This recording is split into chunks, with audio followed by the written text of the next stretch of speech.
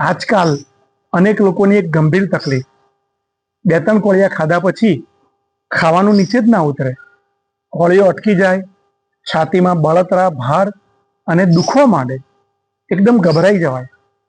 એસિડિટીની દવા લીધી, 2-3 દિવસ એકદમ સારું લાગે, ફરી હતા ત્યાંના ત્યાં.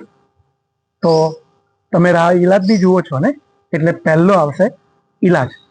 9 દાણા સૂકી કાળી દ્રાક્ષ અને 1 ચમચી વરિયાળી તમારે રાત્રે પાણીમાં પલાળી દેવાના. સવારે બ્રશ કર્યા પછી એ પાણી પી જવાનું ને આ બધું ચાવી જવાનું. ફરીથી સવારે પલાળી દો, એ સાંજે ઘેર આવો એટલે તરત ખાઈ જજો. સિમ્પલ. 9 દુ 18, સાવ સસ્તી સૂકી કાળી દ્રાક્ષ લઈ આવવાની.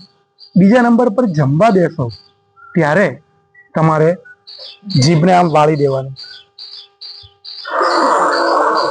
મોઢેથી શ્વાસ લેવાનો. આને શીતલી પ્રાણાયામ કહેવાય.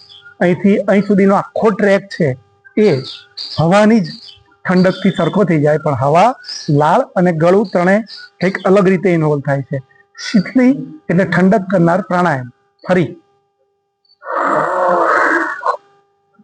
જેવી તમે આ શીતલી કરો, એ પૂરી થાય એ પહેલા તમને ઠંડક થવા માંડે.